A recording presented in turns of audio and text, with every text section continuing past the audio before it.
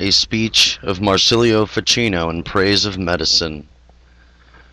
The Pythagorean and Platonic philosophers who emanated from the fount of philosophy, Hermes Trismegistus, consider that nothing can be examined nor discovered in any way by the mind of men without that principle from which both the mind itself and those things must be learnt. Hence, they believe that the light for contemplating everything is that self-same whom all things originate. For just as the brilliance in the eyes discerns the brilliance of color within the sun's very light, creator of both color and eye, so the truthful mind comprehends the truth of anything within the highest truth, the begetter of every truth and of every mind. Thus, today, led by an ancient custom and the command of our fathers, we are going to speak in praise of medicine, which is said to be descended from Apollo, turning the sharp point of the mind away from the darkness towards the light. Let us thereby humbly invoke the rays of the true and supreme Apollo, so that, cleansed by his wholesome warmth, we may set forth the praise of this cleansing and bring it to perfection, either through his own worth or at least through our own native powers. Most distinguished gentlemen, there are three principles by which philosophers have traditionally judged the perfection of any science: the end, the source, and the substance. Now, whether you follow the Hebrew and Arab theologians, or the Greek and Egyptian, the beginnings of medicine emanated from the Godhead itself. For the Hebrews and Arabs claim that Adam, the first father of the human race, acquired that wisdom by divine light.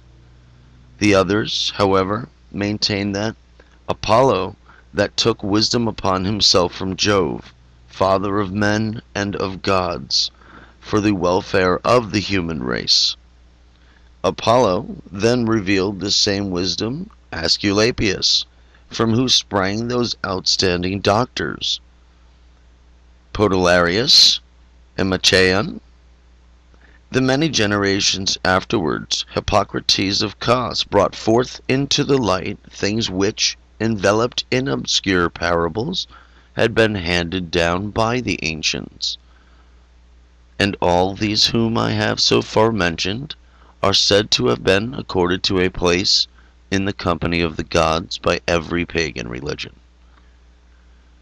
What should I say of Pythagoras, Empedocles, Democritus, Diocles of Carystus, Aristratus, Praxagoras, Herophilus, Serapion, Apollonius, Gelasius, Heraclitus, Chemison, Sophisticanus, and Galen, and the most eminent and outstanding of Greek philosophers, Plato and Aristotle? We know for certain that all of these stood out as philosophers of deep penetration and published a large number of books in the art of healing. And what the Egyptians, most ancient of all races, whose priests without exception were outstanding physicians, as Homer, Euripides, and Plato attest. What of the Persian magi, or priests, Zoroaster, Hosthenes, Gobrias, Paxitim, Sinacaronis, Damageron,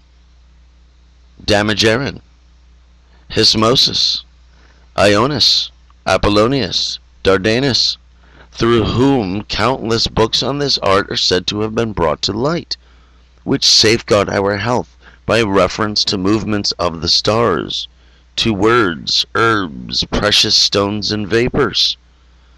And did not Mithridates too, the king of Pontus, to whom 22 tongues were intelligible, bestow long hours of work on studies of his discipline? Also Sabor, king of the Medes, the divine Avicenna, The many other Arabs devoted themselves to this wisdom with fervent endeavor. So did Serapion and his son Ionis. Besides Ionis, Misyu, Abiumran, Avenzoar, Razis, Avaronis, Abugasis, Isaac, Haley, and many other wise Hebrews and outstanding Arabs.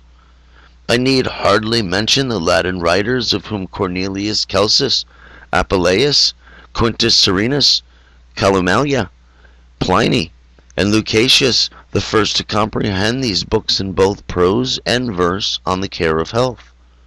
Those who have followed them are found to be almost without number, and are all so well known that you need no further elaboration whatsoever. Surely it is impossible to discover a source of any branch of learning more excellent than the birth of medicine, or one which is equal or even comparable to it, for it proceeds from a God, from heroes, kings, leaders, magi, philosophers, and indeed from the most ancient and wise of all men. Truly, the substance which is the subject to this art, and about which it turns, whose principles and properties it earnestly seeks, is man, upon whose Hermes Trismegistus placed such a high value that he declared man, after Almighty God, to be virtually the greatest of the gods. Also, according to the Stoics and the Peripatetics, everything which moved beneath the moon's sphere is created and set in motion for man's sake. Moreover, the Hebrews, Arabs, and Christian theologians saw that even the cosmos itself has been established for the sake of man. Who cannot see from this that man, with whom this skill of ours is concerned, is well nigh the most excellent of all things flowering from God, and hence that the science of caring for man must be judged the most perfect? Nor would any physician say that his art centers upon man's body alone, since Phoebus, as may be read in the letters to Hippocrates, considered the care of the soul and of the body to come together in one. Thus, among the Egyptians and the Persians, the same men who were both priests and doctors, Plato writes in Charmides that those magi who were physicians of both soul and body, followers of Zamaxis and Zoroaster, believed that everything belonging to the body, good or bad, flows from the soul into the body itself, just as the nature of the eyes flows from the brain, and the nature of the brain from the whole body, just as it is possible to heal the eyes unless the brain is healed, just as it is impossible to heal the eyes unless the brain is healed, and to heal the brain without healing the whole body. So the whole body cannot be strong unless the soul is strong. The health of the soul is in fact cared for certain invocations to Apollo, that is, by philosophical principles. Furthermore, Socrates said it was common knowledge among the Thracians that it was customary for doctors, by administering some such treatment, to preserve a few men from death. So great is the dominion of the soul over the body, so great its power. The belief in this magic appears to accord with the Hebrew and Christian view that through the initially healthy soul of Adam's, the first father, all things were healthy, but that through its subsequent infirmity, all things became infirm. Cornelius Celsus, too, held that the entire and perfect art of medicine was understood when one had the power to look after a man's health by comprehending the movements of his mind and body. In these two, both natural and moral contemplation and their application are encompassed. Avicenna consequently judged the quality of the body to exert the greatest possible influence over the mind for better or worse, and also the dispositions, movements, and images of the mind itself exert the greatest influence over the health, good or bad, of the body. Has anyone not yet perceived the aim of the doctors? It is this: that by the care and dedication life and, moreover, a good life may be sustained. Could anything better or more desirable be added to this? What is closer to or more consonant with nature than to watch over and preserve what she herself has borne? Illustrious gentlemen, every one of you is aware that human prosperity lies not in the possession of things, but in their enjoyable use. Yet, all of the sound mind realize that without health we cannot enjoy the use of anything. Thus, in a hymn to health, Orpheus sang, "Without thee all things are useless to men."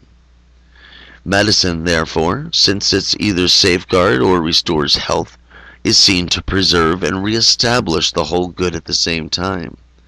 For this reason the sacred writers of the Hebrews rightly instruct the honor of doctors.